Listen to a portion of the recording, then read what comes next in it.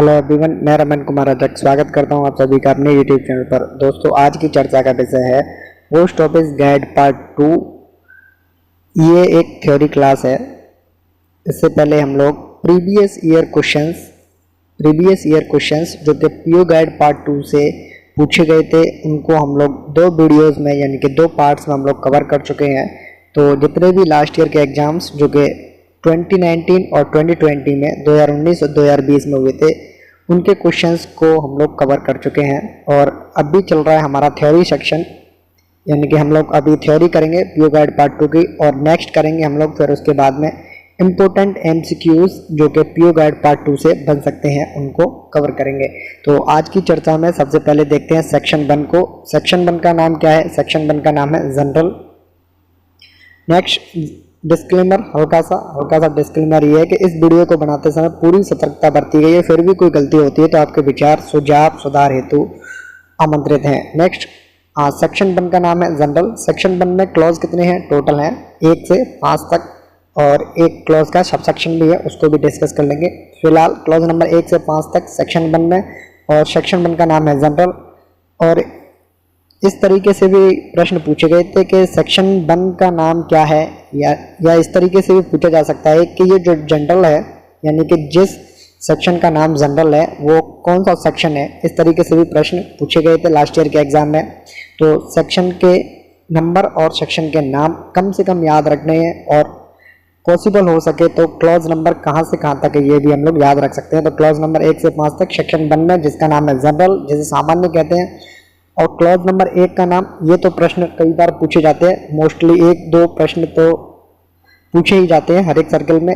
इसमें पूछा जाता है कि क्लॉज नंबर, जैसे 1 नंबर का क्लॉज है तो ये पूछ लेंगे कि इसमें क्या डिस्क्राइब किया गया है, या इसमें क्या डिस्कशन किया गया है, यानी कि क्लॉज नंबर 1 का नाम क्या है। या पूछ लेंगे कि जो नाम है डेफिनेशन ऑफ फॉरेन पोस्ट है वो किस क्लॉज से संबंधित है, या किस क्लॉज या रूल से संबंधित है, ये भी पूछ सकते हैं। यानी कि जो क्लॉज का नाम है उसको पूछ सकते हैं कि ये किस क्लॉज से है, या किस रूल में ये दिया हुआ है।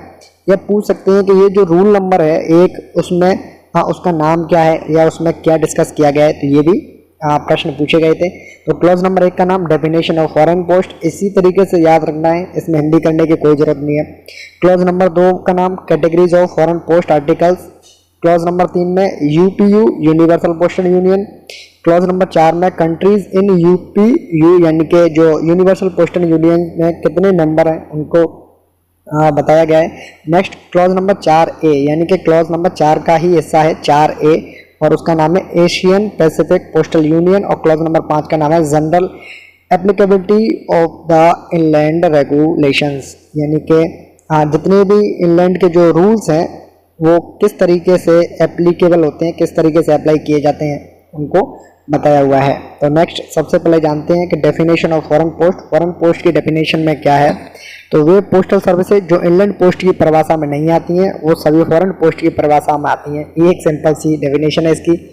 लेकिन इनलैंड पोस्ट की परिभाषा में कौन कौन आता है, किस तरीके से आते हैं, ये लोग ये जो डेफिनेशन है या ये जो भाग है, इसे हम लोग पीओ गाइड पार्ट 1 में हम लोग डिस्कस करेंगे कि बेसिकली इनलैंड पोस्ट की परिभाषा में क्या आता है, और उस परिभाषा में जो कुछ नहीं आता वो सभी पोस्टल सर्विसेज कहाँ आती हैं, वो आती हैं फॉरेन पोस्ट की परिभाषा में। नेक्स्ट क्वेश्चन नंबर नहीं, नेक्स्ट टॉपिक है categories of foreign postal article. ये प्रश्न तो पूछा गया था, फॉरेन पोस्टल आर्टिकल्स को कितने भागों में बांटा गया है। तो इसको 2 भागों में बांटा गया है। तो इसके 2 भाग कौन कौन से हैं? एक तो है लेटर पोस्ट और दूसरा है पार्सल पोस्ट। ये प्रश्न पूछा गया था यहाँ से। Categories of foreign postal articles are, ये पूछा गया था। तो याद रखना है कि फॉरेन पोस्टल आर्टिकल्स को 2 भागों में बांटा गया है, पहला है लेटर पोस्ट और दूसरा है पार्सल पोस्ट। नेक्स्ट जान लेते हैं यूपीयू के बारे में, यानी कि यूनिवर्सल पोस्टल यूनियन के बारे में जान लेते हैं। तो ये प्रश्न पूछा गया था कि यूपीयू का पूरा नाम क्या है, पहले तो ये पूछा गया था। तो यूपीयू का पूरा नाम यूनिवर्सल पोस्टल यूनियन 2020 के प्रश्न जो एग्जाम्स हुए थे उनमें पूछा गया था। नेक्स्ट हेडक्वार्टर्स यूपीयू के कहाँ पर स्थित हैं? तो ये बर्न स्विट्जरलैंड में स्थित है। और ये जो प्रश्न है ये 2019 में पूछा गया था। तो यहाँ से इस दोनों को याद रख सकते हैं। यूपीयू की जो खोज है या स्थापना है वो कब से मानी जाती है? तो ये मानी जाती है 9 अक्टूबर 1874 से। से याद रख सकते हैं। Total number of member countries कितनी है, यानी कि सदस्य देशों की संख्या कितनी है, तो 192 है। और इंडिया ने यूपीयू यानी कि यूनिवर्सल पोस्टल यूनियन, इंडिया ने यूनिवर्सल पोस्टल यूनियन को 1 जुलाई 1876 में ज्वाइन किया था। यहाँ से ये प्रश्न नहीं पूछा गया था, प्रश्न पूछा गया था कि एपीपीयू को इंडिया ने कब ज्वाइन किया था, प्रश्न ये पूछा गया था। लेकिन नेक्स्ट आने वाले एग्जाम में यहाँ से भी प्रश्न बन सकते हैं, तो इसको याद रखेंगे। नेक्स्ट टॉपिक क्या है, नेक्स्ट जान लेते हैं कि कुछ देशों को छोड़ करके मोस्टली जो देश हैं वो यूनिवर्सल पोस्टल यूनियन का हिस्सा है।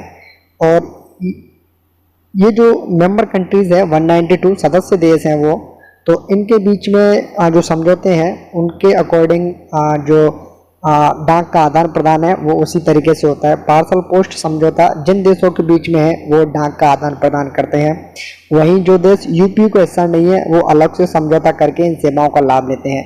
बेसिकली जिन कंट्रीज ने यूपीयू को ज्वाइन नहीं कर रखा है, और ऐसी कोई कंट्री है जिसने यूपीयू को ज्वाइन कर रखा है, यहाँ मान लेते हैं कि किसी कंट्री ए है, इसने यूपीयू को ज्वाइन कर रखा है, लेकिन बी ने इस यूपीयू को ज्वाइन नहीं कर रखा है, लेकिन ये चाहते हैं कि इनके साथ में हमारी जो डाक पार्सल्स हैं या जितने भी लेटर पोस्ट के पार्सल है ये आदान प्रदान हो, तो इनके लिए ये आपस में क्या करेंगे, आपस में समझौता करते हैं। नेक्स्ट अपने ये बाइलेटरल है या ट्राइलेटरल है, जिस भी तरीके से, बाइलेटरल से मतलब दो देशों के बीच में, किन्हीं भी दो देशों के बीच में, ट्राइलेटरल से मतलब किन्हीं 3 देशों के बीच में जो समझौते होते हैं, तो इस तरीके से अलग अलग इनके समझौते होते हैं, उनमें उनकी कंडीशंस होती हैं, उन कंडीशंस के अकॉर्डिंग ही जो डाक है उनका आदान प्रदान होता है।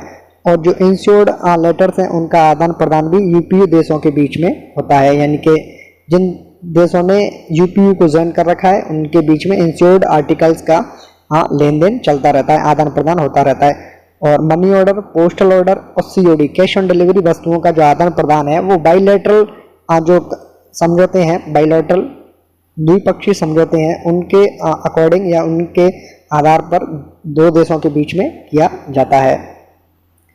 नेक्स्ट जान लेते हैं कि एशियन पैसिफिक पोस्टल यूनियन के बारे में। तो सबसे पहले पूछा गया था कि एपीपीयू की फुल फॉर्म क्या है, तो एपीपीयू की फुल फॉर्म है एशियन पैसिफिक पोस्टल यूनियन। और याद रखना है, थोड़ा सा याद रखने वाली बात क्या है कि हम जब लोग इस डेफिनेशन को याद करते हैं तो हमारे दिमाग में रहता है मोस्टली एशिया, लेकिन यहाँ एशिया नहीं है, यहाँ पूरा शब्द है एशियन है। एशियन पैसिफिक पोस्टल यूनियन एपीपीयू की फुल फॉर्म है। इसकी स्थापना कब हुई थी, ये प्रश्न पूछा जा चुका है। तो इसकी स्थापना एक्चुअली 1961, अगर आपको ऑप्शन दिया हुआ है तो सबसे पहले आप उसको टिक करें 1961 को। लेकिन ये कब से काम कर रहा है, ये मतलब कब से फोर्स में आया, 1961 में इसकी बातचीत चल रही थी, यानी कि इसके ऊपर मीटिंग्स वगैरह चल रही थी, तब से इसकी स्थापना मान सकते हैं अगर ऑप्शन में आया हुआ है। लेकिन एग्जैक्ट अगर डेट और वो पूछता है कि कब से ये फोर्स में आया, कब से काम कर रहा है ये, तो 1 अप्रैल 1962 से ये जो अपना काम है वो कर रहा है। टोटल मेंबर ऑफ कंट्रीज कितनी है, तो कंफ्यूज नहीं होना है, सब उससे पहले थी 33, अभी करंट में 32 इसकी सदस्य देश हैं, यानी कि इसके मेंबर कंट्रीज हैं 32। मुख्यालय कहाँ पर है, बैंकॉक थाईलैंड में। मनीला फिलीपींस से इसमें कंफ्यूज नहीं होना है, मनीला फिलीपींस में एक जगह है, यानी कि फिलीपींस में एक जगह है मनीला। पहले इनके हेडक्वार्टर्स एपीपीयू के वहीं पर स्थित थे। शुरुआत के 40 ईयर्स यहाँ पर इन्होंने बताए हैं। नेक्स्ट अब इन्होंने अपने हेडक्वार्टर्स कहाँ शिफ्ट किए हैं, बैंकॉक थाईलैंड में। तो इसको भी याद रखेंगे। और भारत ने एपीपीयू को कब ज्वाइन किया था, तो 1973 से भारत एपीपीयू का मेंबर कंट्रीज है। तो ये प्रश्न पूछा गया था लास्ट ईयर के एग्जाम में। तो अगर ऑप्शन में मनीला भी हो, और बैंकॉक भी हो, तो मतलब किसको आप लोग सही मानोगे, थोड़ा सा पेचीदा सवाल मेरे हिसाब से जितना मैं समझ पाया हूँ। अगर प्रश्न पूछा जाता है कि एपीपीयू के हेडक्वार्टर्स की स्थापना कहाँ पर की गई थी, ये पूछा प्रश्न जाता है कि थी मतलब पास्ट में, कि या फिर ये पूछ ले कि एपीपीयू के जो हेडक्वार्टर्स थे वो कहाँ पर स्थापित थे, ये पूछता है थे का मतलब पास्ट की बात आएगी। तो अगर पास्ट की बात आएगी तो मनीला इसका सही आंसर होगा, यानी कि मनीला को टिक करना है अकॉर्डिंग टू मी। अगर वो पूछता है कि एपीपीयू के हेडक्वार्टर्स कहाँ पर स्थित है, यानी कि प्रेजेंट की बात करें तो प्रेजेंट तो भाई बैंकॉक थाईलैंड में है इनके हेडक्वार्टर्स। इस चीज़ को थोड़ा सा याद रखना है। अगर कंफ्यूज करता है, अगर वो मनीला और बैंकॉक दोनों को देता है तो। बाकी बैंकॉक थाईलैंड में इनके हेडक्वार्टर्स हैं, इनको याद रखना है। और ये अपने को याद रखना ही था कि ये यूपीयू यूनिवर्सल पोस्टल यूनियन के कहाँ पर हैं, इनके हैं बर्न स्विट्जरलैंड में। ये प्रश्न पूछे गए हैं, इनको याद रखेंगे थोड़ा सा। तो ये तो सब कुछ था पीओ गाइड पार्ट 1 का। पीओ गाइड पार्ट 2 से सेक्शन 1 में था। अभी चलते हैं अपन लोग पीओ गाइड पार्ट 2 का सेक्शन 2। सेक्शन 2 में चलते हैं। तो सेक्शन 2 का नाम क्या है, general regulations application applicable in the letter post, यानी कि जितने भी सामान्य नियम है लेटर पोस्ट से संबंधित, जो कि लेटर पोस्ट पर एप्लीकेबल होंगे, उन सब के बारे में दिया हुआ है सेक्शन 2 में। यानी कि सेक्शन 2 किसके बारे में बताएगा, सेक्शन 2 बताएगा कि जितने भी जनरल रेगुलेशंस है जो कि लेटर पोस्ट पर एप्लीकेबल होते हैं उनके बारे में बताएंगे, किस तरीके से अप्लाई होंगे वो और किस तरीके से कार्य करते हैं। तो क्लॉज नंबर या रूल नंबर कहाँ से कहाँ तक है, तो रूल नंबर 6 से 23 तक सेक्शन 2 का पार्ट है। और सेक्शन 2 के पार्ट में क्लॉज नंबर 6 से 23 या रूल नंबर 6 से 23 तक डिस्क्रिप्शन में है, यानी कि उसको डिस्क्राइब किया हुआ है वहाँ पर। और सबसे पहले जान लेते हैं डेफिनेशन ऑफ लेटर पोस्ट, यानी कि लेटर पोस्ट अगर कहीं पर शब्द दिया हुआ है लेटर पोस्ट, उसका मतलब क्या क्या हो सकता है। जब तक स्पेसिफाई ना करे जब तक लेटर पोस्ट को क्या माना जाएगा। तो लेटर पोस्ट की जो डेफिनेशन है, फॉरेन पोस्ट के मामले में लेटर पोस्ट का मतलब है लेटर्स से भी है, यानी कि अगर कहीं पर लेटर्स लिखा हुआ है तो ये लेटर पोस्ट में भी आएगा। वहीं कहीं पर पोस्ट कार्ड भी लिखा हुआ है, पोस्ट कार्ड का भी मतलब लेटर पोस्ट है। प्रिंटेड पेपर लिखा हुआ है तो इसका मतलब भी लेटर पोस्ट से ही है। अगर कहीं पर लिखा हुआ है बॉक्स या कहीं पर लिखा हुआ है कि रजिस्टर्ड न्यूज़पेपर, या फिर कहीं पर लिखा हुआ है स्मॉल पैकेट्स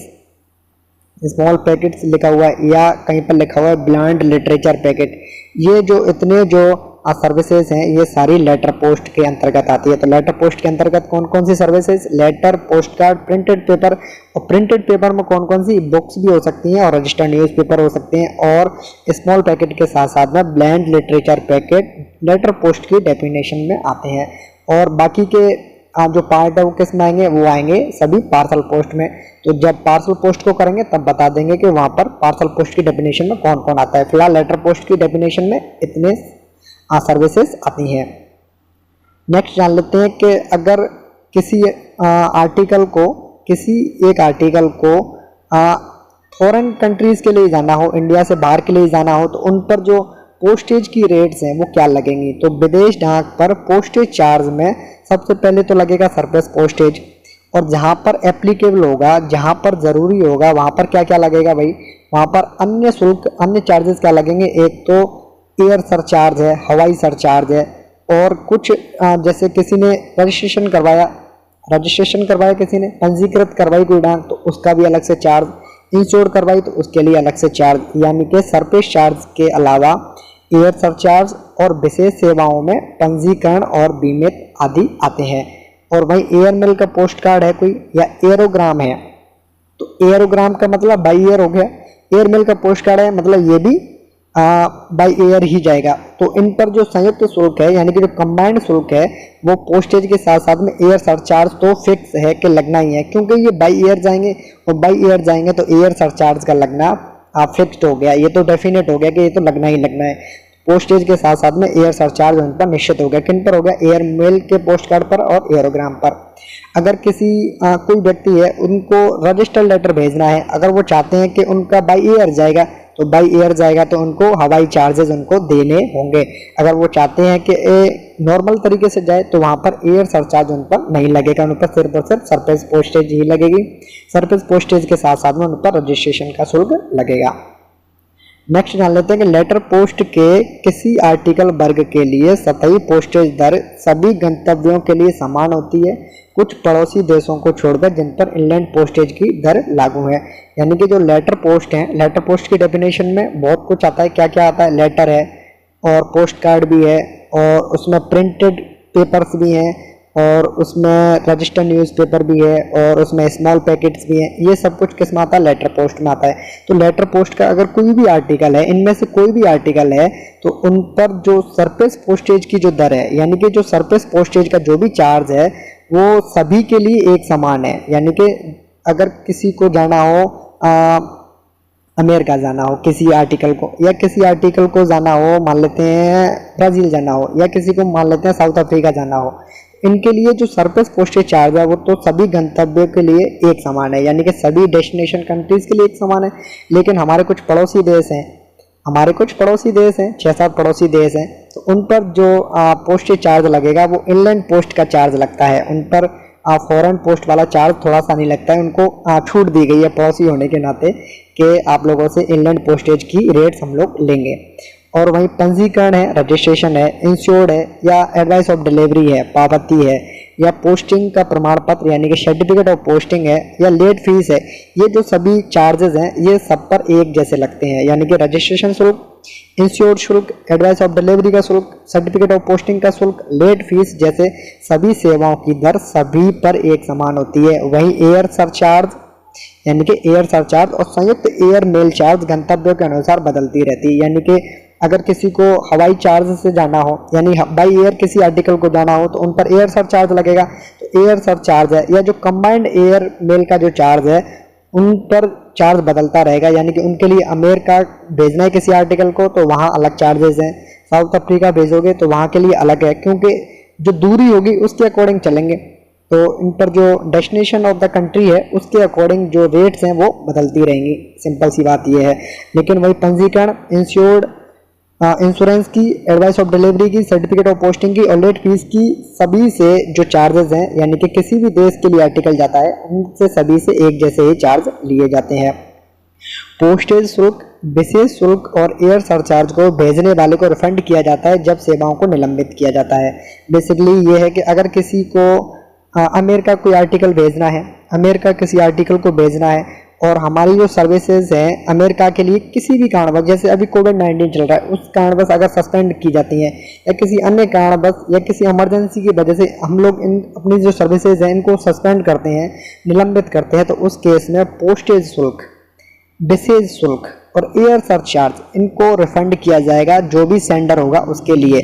यानी कि उनसे जो पैसा है वो इनका जो पैसा लगता है उनको सभी को रिफंड करना ही होगा। यानी कि इंडिया पोस्ट रिफंड कर देगी पोस्टेज शुल्क को, विशेष शुल्क को और एयर सरचार्ज को अगर किसी से ले रखा है, अगर हम अपनी सेवाओं को निलंबित करते हैं उस केस में। तो नेक्स्ट में है कि makeup of article general provisions, यानी कि जो जनरल प्रोविजंस हैं आर्टिकल्स के लिए वो क्या है इनको देख लेते हैं। तो लेटर पोस्ट के आइटम्स को इस तरीके से पैक किया जाना चाहिए कि किसी भी संबंधित कर्मचारी को नुकसान नहीं पहुंचना चाहिए, उनको चोट नहीं पहुंचनी चाहिए, और जो उनका जो सामान है वो ट्रांसपोर्ट अगर होता है, ट्रांसमिशन होता है, तो उनकी जो शर्तें हैं उनको पूरा करें। बेसिकली ये है कि अगर किसी का आर्टिकल है, कोई भी आर्टिकल है, तो वो इस तरीके से बेल पैक्ड होना चाहिए कि उनके जो किनारे हैं या वो कहीं से इस तरीके से नहीं होना चाहिए कि जैसे किसी कर्मचारी ने इसको पकड़ा और इसके नुकीले कोने बने हुए हैं तो इससे हाथ में या कहीं और शरीर में भी चोट लग सकती है। तो जनता को ये ध्यान रखना चाहिए, या फिर जो लोग बुकिंग करते हैं उनको बताना भी चाहिए कि इस तरीके से आप अपने आर्टिकल्स को पैक करो कि जो भी इसके संबंध में जो भी कर्मचारी आएगा या इससे जो भी कर्मचारी इसके संपर्क में आएगा उनको चोट नहीं होनी चाहिए, उनको चोट नहीं लगनी चाहिए, उनको नुकसान नहीं होना चाहिए। और जो ट्रांसपोर्ट का जो ट्रांसमिशन है, आर्टिकल जब जाते हैं ट्रांसमिशन होता है, परिवहन होता है, तो उनकी जो कंडीशंस हैं उनको भी पूरा तरीके से फॉलो करना चाहिए। अगर डाक वस्तु को लिफाफे से भेजनी है तो निर्धारित लिफाफे में ही भेजें, यानी कि जो लिफाफे जिसके लिए हैं उनको उन्हीं के लिए ही उनको दें। यानी कि बेसिकली जो लिफाफे जिस काम में आते हैं उनको जो फिक्स उनके जो लिफाफे हैं उनको उन्हीं आर्टिकल्स को ही उन्हीं में भेजना चाहिए। अगर कोई लिफाफा है जिसके जो कोने होते हैं ना, किसी भी लिफाफे के जो कोने हैं, बेसिकली जो कॉर्नर्स हैं, अगर उन पर कलर्ड है यानी कि कोने पर रंग लगा हुआ है तो उसका मतलब ये है कि उन्हें हवाई मेल के पत्र व्यवहार के लिए आरक्षित किया गया है। यानी कि उनको किस तरीके से ट्रांसमिट करेंगे, उनको बाई एयर ट्रांसमिट करते हैं। अगर किसी भी लिफाफे के जो कोने हैं उन पर कलर्ड लगा हुआ है तो उनके जो करस्पॉन्डेंस है यानी कि जो पत्र व्यवहार है उनको बाई एयर मेल उनके लिए रिजर्व किया हुआ है।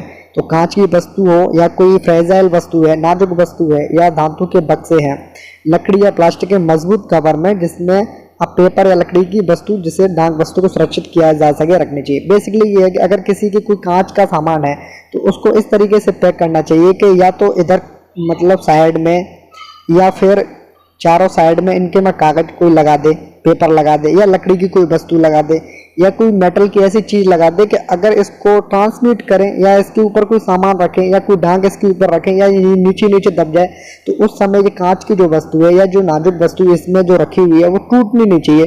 बेसिकली इसके चारों तरफ धातु का कोई सामान लगा सकते हैं, धातु का कोई चीज लगा सकते हैं, लकड़ी या प्लास्टिक का कोई मजबूत कवर लगा सकते हैं या पेपर लगा सकते हैं। बेसिकली इसको ये है कि ये जो पैकिंग करते समय जो भी इसको पैकिंग करने वाला है उसको ये ध्यान रखना है कि इसकी जो सुरक्षा है वो खुद ही सही ढंग से पैक करके इसको लेके आए जिससे टूट फूट ना हो। अगर किसी का लिक्विड का आर्टिकल है तो उसको इस तरीके के जार में बंद करना चाहिए, यानी कि उनका इस तरीके का कोई पैकिंग होनी चाहिए कि इसमें से जो भी लिक्विड है, यानी कि कोई बॉक्स है इसमें लिक्विड भरा हुआ है तो उसको इस तरीके से पैक करना चाहिए कि इसका जो इसमें जो लिक्विड है ना वो बाहर नहीं आना चाहिए। अगर बाहर आ गया किसी कारणवश तो उसकी जो पैकिंग है उस पर आ जाएगा। पैकिंग के साथ में अगर इससे कोई आर्टिकल इसके साथ में रखा हुआ है तो उसको भी नुकसान पहुंच सकता है। इसलिए ऐसे जार में इनको बंद करना चाहिए जिससे उसका रिसाव ना हो सके, या ऐसे जार को मजबूत धातु का जो बक्सा है, किसी भी मेटल का जो बक्सा है या लकड़ी का है या प्लास्टिक की कोई धातु में बंद कर दे जिससे कि जो द्रवित वस्तु है वो फैलने पर उससे बाहर ना आ सके, यानी कि उसके बाहर नहीं आएगी तो उसके जो कांटेक्ट में जितने भी आर्टिकल्स होंगे उनको भी नुकसान नहीं पहुंचेगा। तो इस तरीके से इनको पैकिंग करनी होती है। और आर्टिकल्स जो एनवेलप में रखे जाते हैं उनको किस तरीके से, यानी कि उन पर जो लिखा जाता है उनको किस तरीके से, उनके जो एड्रेस वगैरह है उनको किस तरीके से लिखा जाना चाहिए ये भी है। तो इसमें ये है कि अगर कोई लिफाफा है तो उसमें से 40 mm की जो जगह है वो टॉप एज से छोड़ दो, उसमें से +2 या -2, यानी कि या तो 42 mm का छोड़ दो या फिर 38 mm, यानी कि बेसिकली ये है कि टॉलरेंस कितनी है, टॉलरेंस उसकी 2 mm की है बस, यानी कि कम से कम 40 mm तो जगह ये लिफाफा है, यहाँ से 40 mm छोड़ दो जगह। तो इस पर जो भी आर्टिकल्स का जो लेवल है, जैसे स्पीड पोस्ट का लेवल है, पार्सल का लेवल है, स्पीड पोस्ट का लेवल है, या जो भी इस पर जैसे डाक मोहर लगानी है, छाप लगानी है कोई, तो उसके लिए भी या कोई लेबल अन्य लगाना हो या कोई इंस्ट्रक्शंस लिखने हो इस पर या कोई निर्देश लिखने हो उनको भी जगह मिलती है। तो ये जो 40 mm की जगह ऊपर से छोड़ देंगे, राइट हैंड साइड से 15 mm छोड़ देंगे, लेफ्ट हैंड साइड से 15 mm छोड़ देंगे और 15 mm ही बॉटम से छोड़नी होगी। ये तो लिफाफे का जो एनवेलप होता है उसके लिए कंडीशन है कि articles in a panel envelope में जब रखते हैं तो कम से कम इतनी जो टॉलरेंस है, इतनी जो जगह है वो कम से कम छोड़नी ही चाहिए। नेक्स्ट जान लेते हैं मेथड ऑफ एड्रेस के बारे में, यानी कि मेथड ऑफ एड्रेस क्या है, किस तरीके से पता लिखना चाहिए। सबसे पहले ये जान लेते हैं कि सबसे पहले तो होना चाहिए प्राप्तकर्ता का नाम, जो भी पाने वाला है उसका नाम होना चाहिए, यानी कि एड्रेसी का नाम होना चाहिए। दूसरा है उसका मकान नंबर, अगर है तो ये कंपलसरी में नहीं आता है, ये कंपलसरी में आएगा, यानी कि इसका नाम, प्राप्तकर्ता का नाम लिखना ही लिखना है। मकान संख्या या मकान का नाम अगर कोई हो तो लिख सकते हो, कंपलसरी नहीं है। फ्लैट संख्या या अपार्टमेंट संख्या लिख सकते हो अगर कोई हो तो, ये भी कंपलसरी नहीं है। लेकिन कंपलसरी क्या है, गली या सड़क का नाम, कॉलोनी या मोहल्ले का नाम लिखना ही लिखना है। वितरण डाकघर का नाम, डिलीवरी पोस्ट ऑफिस है उनका नाम लिखना है। वितरण जोन संख्या या पोस्टल कोड संख्या अगर कोई है तो लिख सकते हो, ये भी कंपलसरी नहीं है। प्रांत, राज्य या विभाग का नाम, यानी कि हमारे यहाँ देश में क्या होते हैं, हमारे यहाँ तो होते हैं राज्य, कई जगह पर होते हैं प्रांत, किसी जगह होते हैं विभाग, उनका नाम लिखना कंपलसरी है।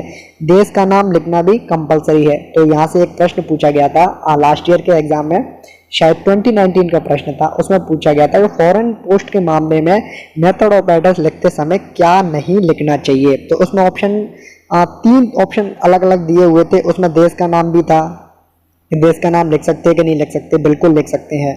और उसमें इस तरीके से 3 प्रश्न ऑप्शन थे। एक चौथा ऑप्शन था कि जो महाद्वीप है, कॉन्टिनेंटल है, महाद्वीप है, उसका नाम लिख सकते हैं या नहीं लिख सकते, ये पूछा गया था। तो मेथड ऑफ एड्रेस में इसको लिखने की कोई ज़रूरत नहीं है, क्योंकि देश का नाम लिख दिया, हमारे केस में, इंडिया के केस में स्टेट का नाम लिख दिया, वही काफ़ी है। और पोस्ट ऑफिस का नाम लिख दिया और आने वाले का तो नाम लिखना ही लिखना है, बाकी जो उसका जो एड्रेस है गली मोहल्ले का या सड़क का कॉलोनी का वो तो लिखना ही लिखना है, ये तो कंपलसरी में ही आता है। जैसे कि एक ये कंपलसरी हो गया, दूसरा नंबर ये कंपलसरी हो गया, तीसरा ये कंपलसरी हो गया, चौथा ये कंपलसरी हो गया, पांचवा देश का नाम, ये कंपलसरी हो गए। ऑप्शनल में क्या क्या आते हैं, ऑप्शनल में ये 3 आते हैं, और आजकल एक और ऑप्शनल में आता है मेथड ऑफ एड्रेस को लिखते समय, और वो है मोबाइल नंबर, यानी कि मोबाइल नंबर का ऑप्शन है, ये एक ऑप्शनल में है। ये अगर प्राप्त करता है अगर चाहे या जो भेजने वाला है वो चाहे तो लिख सकते हैं, इससे सुविधा होती है। यानी कि ये लिखना कंपलसरी नहीं है, लेकिन ऑप्शनल में है। ये अभी अपडेट आया हुआ है कि अगर कोई हो तो अपना मोबाइल नंबर भी लिख सकते हैं, ये भी है। तो मेथड ऑफ एड्रेस को जानने के बाद में फिर थोड़ा सा देखते हैं कि मेथड ऑफ एड्रेस में ही क्या है कि टाउन और देश का नाम बड़े अक्षरों में लिखना चाहिए। टाउन का नाम और जो देश का नाम है वो कैपिटल लेटर्स में लिखना है, और पता लिखते समय जो रोमन के अक्षर हैं, यानी कि रोमन के तो लिखने हैं हमें लेटर्स, और अरबिक के हमें क्या लिखने हैं, अरबिक के अंक, यानी कि अरबिक के न्यूमरल्स लिखने हैं हमें, यानी कि जो अंक हैं वो तो हमें लिखने हैं अरबी लैंग्वेज में, और रोमन लैंग्वेज में लिखने हैं अक्षर। ये है, ये भी प्रश्न पूछा गया था कि मेथड ऑफ एड्रेस में इसको कंफ्यूज करते हैं रोमन के अंक के साथ में और अरबी के अक्षर के साथ में, इसको यहाँ से एक्सचेंज कर देते हैं। तो हमें क्या करना है, इसको याद रखना है कि रोमन के अक्षर हैं और अरबी के अंक हैं, इनमें हमें फॉरेन पोस्ट के मामले में मेथड ऑफ एड्रेस लिखते समय ये याद रखना है। और प्रेषक का पता कहाँ आएगा, वो तो इंग्लैंड पोस्ट की तरह लेफ्ट हैंड साइड के नीचे वाले कॉर्नर में ही आएगा जिस तरफ पता लिखा होगा। और दाईं ओर में क्या आएगा, दाईं ओर 70 mm और ऊपर से 40 mm जगह डाक टिकट चिपकाने और अन्य कार्यों के लिए छोड़नी चाहिए। यानी कि ये जो ऊपर वाला पोर्शन है ये किसके लिए है, ये तो या तो डाक टिकट चिपका लो, लेबल लगा लो, इंस्ट्रक्शंस कोई लिखनी है उनको लिख सकते हैं, बाकी ये इसके लिए जगह छोड़नी ही होती है।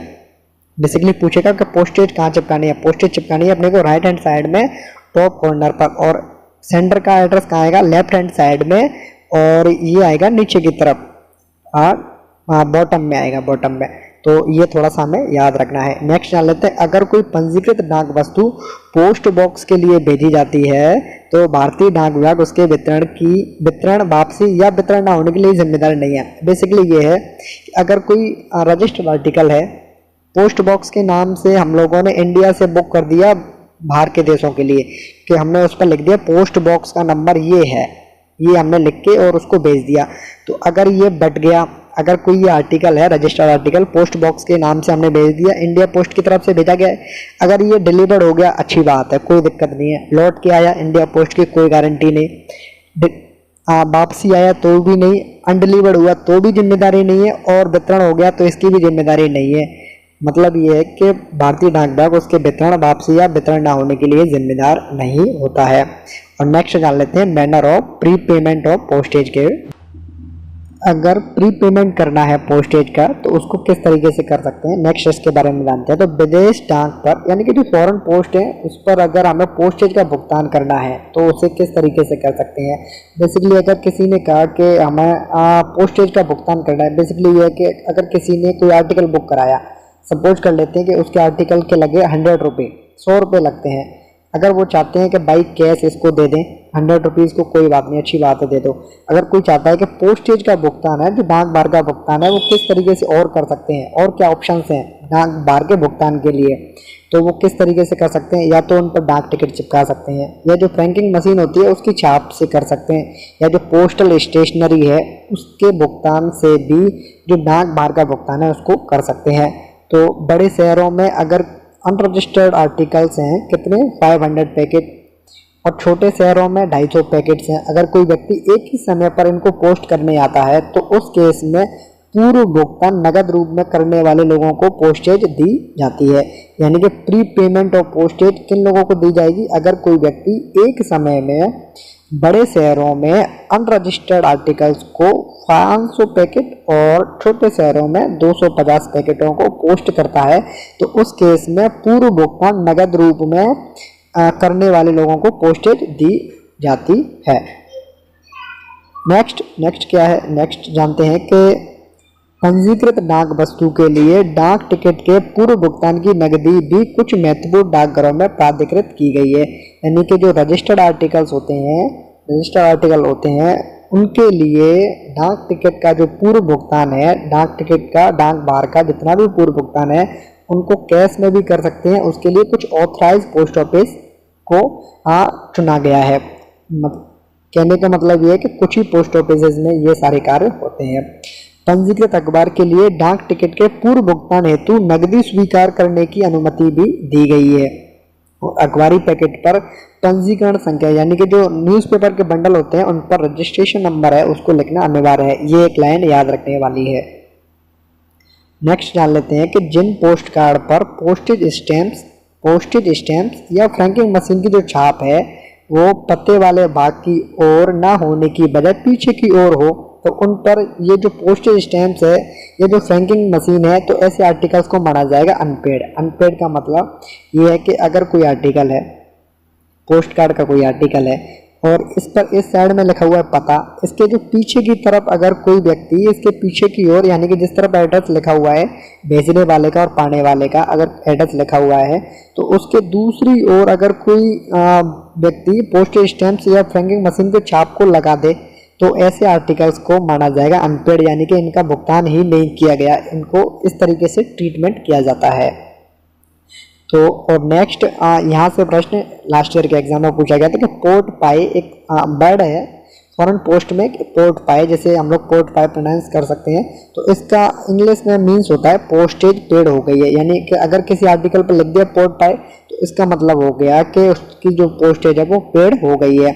और पोस्टेज स्टैंप्स या फ्रैंकिंग मशीन की जो छाप है वो कहाँ पर लगनी चाहिए, तो वो लगनी चाहिए जो आर्टिकल्स है उसका ऊपर वाला जो हिस्सा है राइट हैंड साइड का, वहाँ पर पोस्टेज स्टैंप्स हमें चिपकानी है, डाक टिकट चिपकानी है और फ्रैंकिंग मशीन की छाप है वो भी इसी कॉर्नर पर ही लगेगी। ये हमें याद रखना है।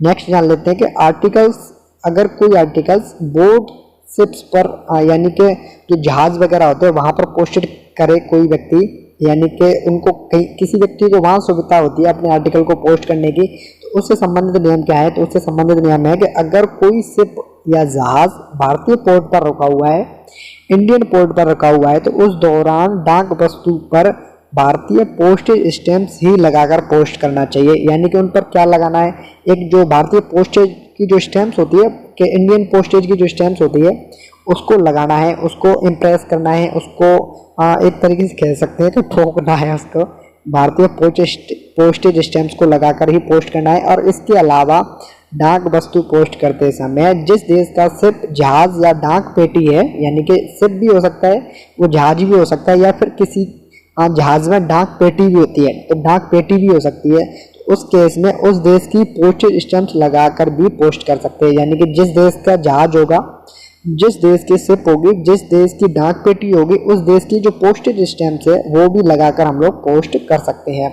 अगर इंडिया की पोर्ट पर रखा हुआ है तो पोस्टेज स्टैंप्स आती है, इंडियन पोस्टेज आती है ना, इंडिया पोस्टेज के नाम से, भारतीय पोस्टेज के नाम से आती है ना, उसको ही स्टैंप्स लगा करके, वो वाली स्टैंप लगा करके ही पोस्ट करना होता है। ये कंडीशंस होती हैं। अब जान लेते हैं कि जो डिलीवरी होती है, किसी भी आर्टिकल को वितरित किया जाता है किसी कंट्री में, कौन सी कंट्री में, जहाँ के लिए आर्टिकल को बुक किया गया है, जैसे कहते हैं डेस्टिनेशन, कंट्री ऑफ डेस्टिनेशन का मतलब कि वो कंट्री जहाँ पर इस डाक को वितरण के लिए भेजा गया है। तो गंतव्य जो कंट्री होती है, गंतव्य देश होता है, उसमें रूल्स किस तरीके से काम करते हैं डिलीवरी वाले, उनको देख लेते हैं। तो डाक वितरण के जो भी नियम है, यानी कि गंतव्य स्थान पर डाक पहुँचने पर उस देश के जो इंटरनल रूल्स एंड रेगुलेशंस होते हैं उनके अनुसार ही डाक वितरित होती है, उन्हीं के अनुसार डाक को लौटना होता है, उन्हीं के अनुसार ही डाक अनडिलीवर्ड होती है। ये सभी उस देश के अकॉर्डिंग ही चलते हैं। यानी कि ये सोच लेते हैं कि हमने अपने देश इंडिया से कोई आर्टिकल को भेजा अमेरिका के लिए, तो अमेरिका में जो डिलीवरी के रूल्स होंगे आर्टिकल्स के, उसी के अकॉर्डिंग ही तो डाक बटेगी, उसी के अकॉर्डिंग ही लौटेगी और उसी के अकॉर्डिंग ही उसको अनडिलीवर्ड किया जाएगा। यानी रिफ्यूज़ करना होगा तो भी उन्हीं की रूल्स एंड रेगुलेशंस काम करेंगे, इंडिया वाले नहीं करेंगे। उन्हीं डिलीवरी होगी तो भी अमेरिका के रूल्स एंड रेगुलेशंस काम करेंगे, यानी कि गंतव्य जो देश होता है उन्हीं के नियम काम करते हैं। इसमें डाक विभाग की किसी भी प्रकार से कोई भूमिका नहीं होती, यानी कि इंडिया पोस्ट ऑफिस की इसमें कोई भूमिका नहीं रहती। जब डाक उनके डेस्टिनेशन में पहुंच जाती है, कंट्री ऑफ डेस्टिनेशन में पहुंच जाती है, तब कितने समय तक अवितरित डाक यानी कि जो अनडिलीवर्ड डाक होती है उसको कितने समय तक डिटेन करना है, डिटेंशन पीरियड जिसे कहते हैं, कितने समय तक अवितरित डाक को रखना है, इसके लिए भी वहाँ के जो रूल्स एंड रेगुलेशंस हैं डेस्टिनेशन कंट्री के, वो उन्हीं के अकॉर्डिंग चलते हैं, यानी कि वही लोग डिसाइड करते हैं कि उनको कितनी देर इस डाक को रखना होता है।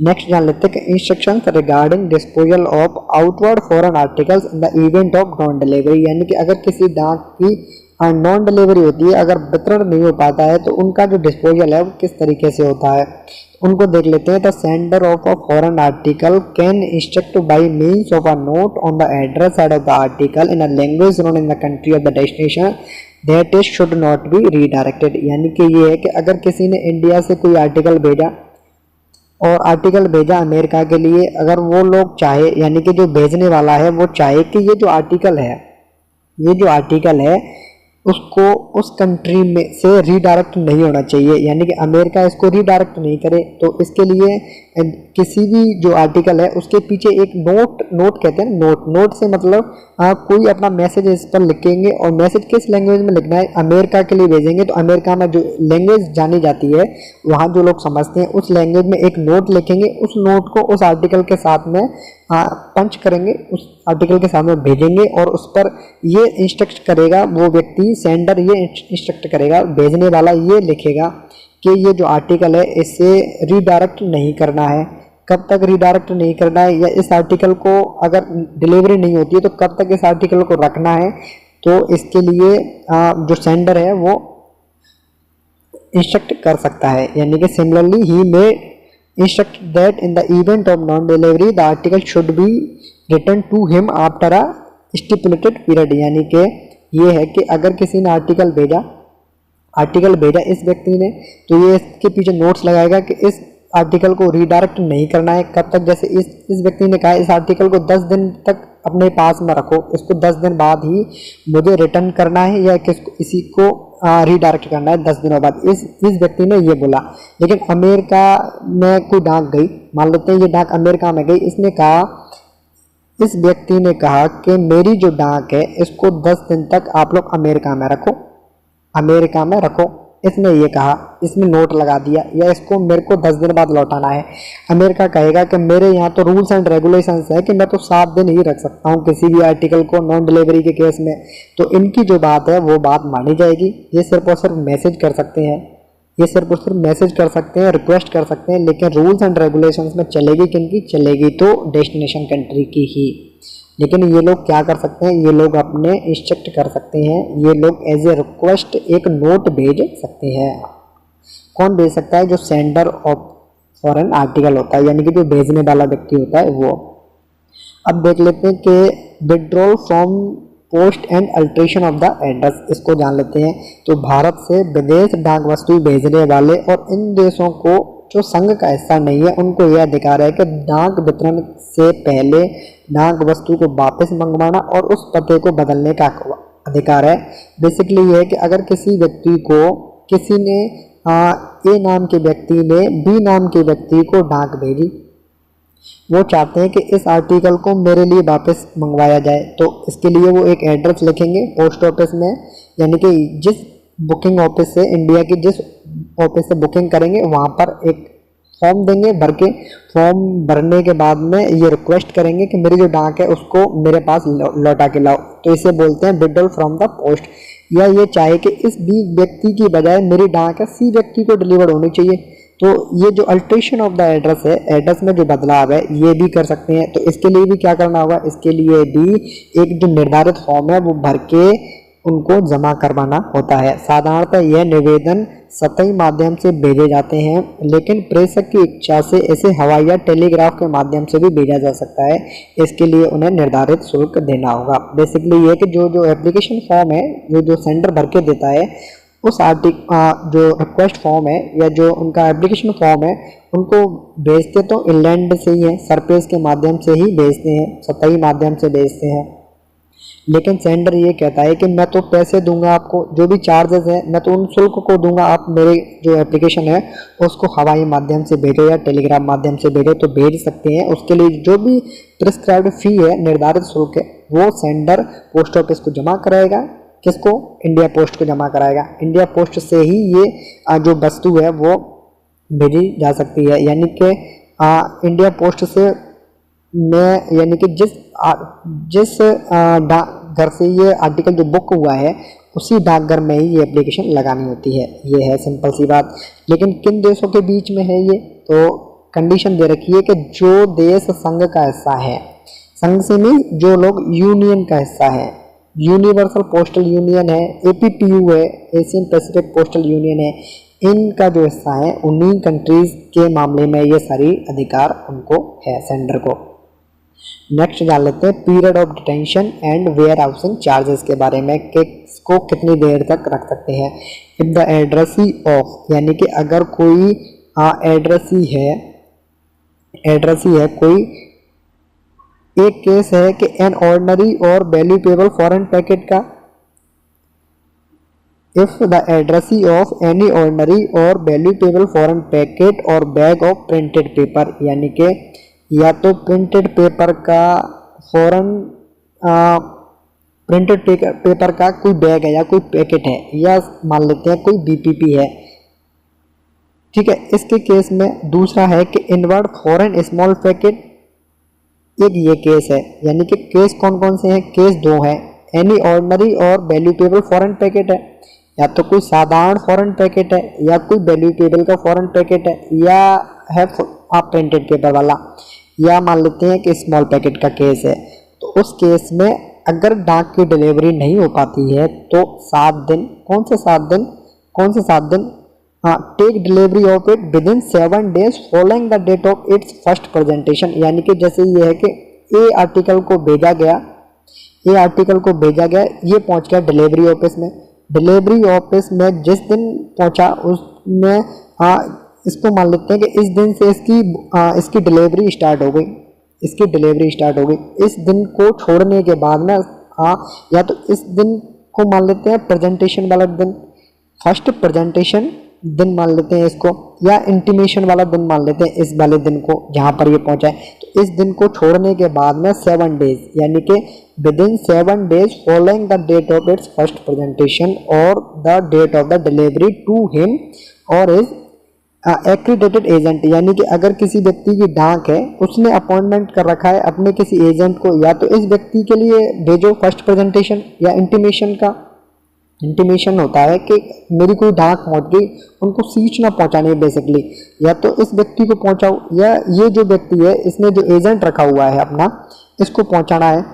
तो बेसिकली ये है कि अगर कोई डाक वस्तु को कब रोकना है या कितने दिन तक रोकना है, या कितने दिन रोकने के बाद में उन पर जो चार्जेस हैं, बेयरिंग हाउस के चार्जेस हैं, वो कब से स्टार्ट होते हैं, इस केस में पूछा गया है कि ये कब से चालू होते हैं। तो बेसिकली ये है कि किसी की डाक वस्तु पहुंच गई डिलीवरी ऑफिस में, डिलीवरी ऑफिस ने इसको दे दी पोस्टमैन को अपने, या फिर किसी भी डिलीवरी एजेंट को इसने दे दी, और यहाँ से इसने ये डाक बांटने गया ये व्यक्ति। तो इस दिन को छोड़ने के बाद में 7 दिन तक तो ये लोग रख सकते हैं इसको। या फिर इसका अगर इस जो आर्टिकल है इसका अगर जो वेट है वो 500 ग्राम से ज़्यादा का हो जाता है तो उस केस में उनको देने होंगे बेयरिंग हाउसिंग चार्जेस। तो बेयरिंग हाउसेस के जो चार्जेस हैं, पीरियड ऑफ डिटेंशन कितने दिन का हो गया? पीरियड ऑफ डिटेंशन तो हो गया 7 days का। अब बात कर लेते हैं बेयरिंग हाउसेस चार्जेस की। ये कब से लगेंगे? तो ये लगेंगे 8वें दिन से, from the 8th day shall be collected from the addressee at the time of delivery. ये कब कलेक्ट किए जाएंगे? जब व्यक्ति 8वें दिन से ये चार्ज लगने हो जाएंगे। मान लेते हैं कि ये 10वें दिन इसने डिलीवरी ली, तो 2 से 3 दिन का जो भी टाइम है, इसका जितना भी शुल्क है ये देगा एड्रेसी, यानी कि जो प्राप्त करता है वो देगा भाई, इसको भेजने वाला नहीं देगा, एड्रेसी देगा। कब देगा? At the time of delivery, यानी कि वितरण के समय ये जो चार्जेस है वो देने होंगे। बेसिकली ये है कि पीरियड ऑफ डिटेंशन है फॉलोइंग डेट से 7 दिन का। बेयरिंग हाउसिंग चार्ज लगना स्टार्ट हो जाते हैं फॉलोइंग डेट से 7 दिन बाद, या फिर मान लेते हैं कि 8वें दिन से ये बेयरिंग हाउसेज के चार्ज लगना स्टार्ट हो जाते हैं।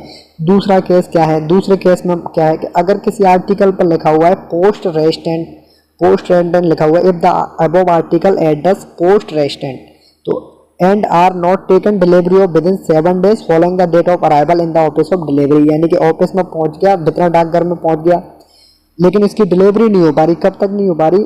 फॉलोइंग डेट, यानी कि जिस दिन पहुंचा है उसके 7 दिन बाद तक, यानी कि जैसे आज पहुंचे तो इसके 7 दिन बाद, यानी कि टोटल हो गए 8 दिन।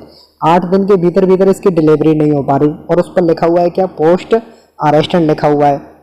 तो जो बेयरिंग हाउसेज के चार्ज है वो लीव्ड कब से होंगे, levied from the 8th day से होंगे।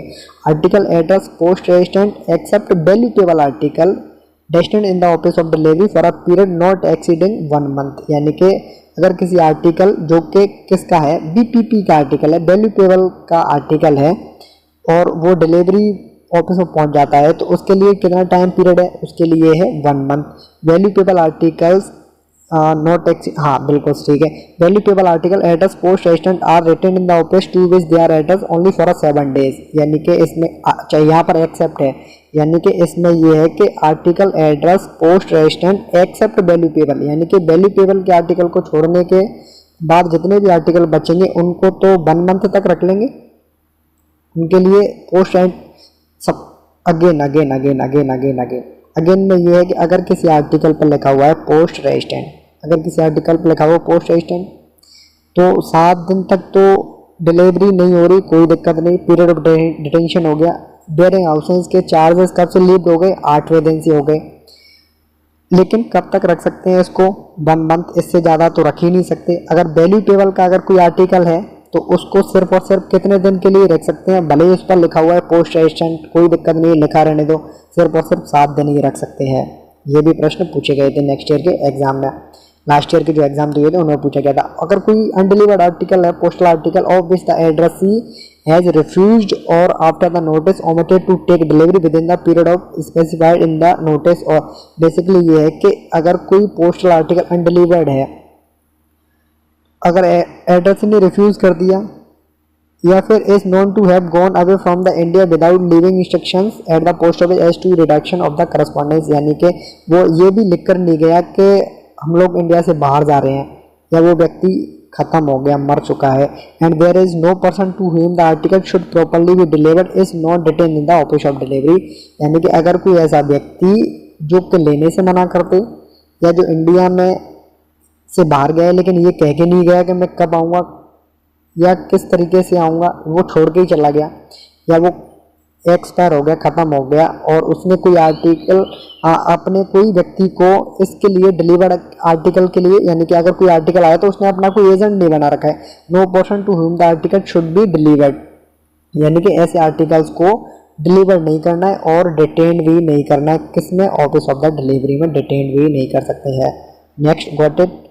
और नेक्स्ट जान लेते हैं ऑफिशियल पोस्टल आर्टिकल्स के बारे में क्या रूल्स हैं। तो ऑफिशियल पोस्टल आर्टिकल्स के बारे में रूल्स हैं, the rules relating to private correspondence apply equally to the official postal articles, यानी कि जितने भी रूल्स प्राइवेट करस्पॉन्डेंस पर लगते हैं, पत्र व्यवहार पर जितने भी लगते हैं, वो सारे नियम ऑफिशियल पोस्टल आर्टिकल पर लगेंगे फॉरेन पोस्ट के मामले में।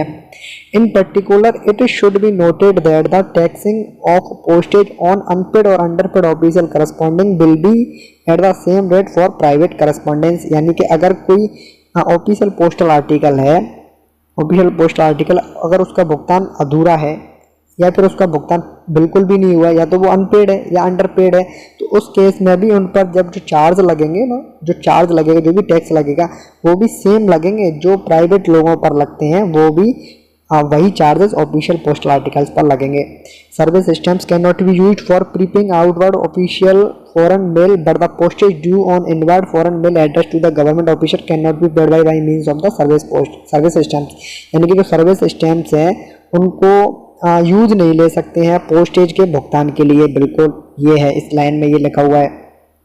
The postage marked as due on such article will however be initiated by the authorized officer of the post office। ये नेक्स्ट जान लेते हैं correspondence for personal of the Indian arm forces serving outside India. यहाँ से तो प्रश्न last year के exam में पूछा गया था, लास्ट ईयर के एग्जाम में पूछा गया था। और ये टॉपिक में ये है कि अगर कोई व्यक्ति इंडियन आर्म फोर्स का है और बाहर के देशों में सर्विस कर रहा है, ऐसे भी बहुत से लोग हैं इंडियन आर्म फोर्स में जो कि इंडिया से बाहर सर्विस दे रहे हैं, वो इंडिया के ही हैं और उनको इंडिया के ही माना जाता है। तो उनके केस में क्या क्या रूल्स हैं, तो उनके केस में ये रूल्स हैं कि उनके जो आर्टिकल्स हैं उनको 56 APO पर भेजो, या care of fleet mail office जो कि बॉम्बे में स्थित है, मुंबई में स्थित है, उनके आर्टिकल्स को वहाँ पर भेजना है। यानी कि नाम पता लिखने के बाद में केयर ऑफ 56 APO लिखेंगे, 56 APO को भेजेंगे, या फिर भेजेंगे उनको कहाँ पर, फ्लीट मेल ऑफिस बॉम्बे को भेजेंगे। और ऐसे आर्टिकल्स पर जो पोस्टेज है यानी कि जितना भी प्रीपेड है, यानी कि such article should be prepaid at inland rate and will be treated at inland article for all purposes. यानी कि इन पर जो भी भुगतान किए जाएंगे, जितने भी चार्जेस लगेंगे, वो सभी चार्जेस फॉरेन पोस्ट वाले नहीं लगते, उन पर लगते हैं इनलैंड वाले, यानी कि जो देश के अंदर चार्जेस हैं वही बाहर के लिए लगेंगे उनके आर्टिकल्स पर। किनके लिए, जो आर्म फोर्स में जो व्यक्ति काम कर रहे हैं। तो ऑप्शन एक ये भी था कि they are not exempt from postal charges, यानी कि उनको पोस्टल चार्जेस से उनको छूट नहीं दी गई है।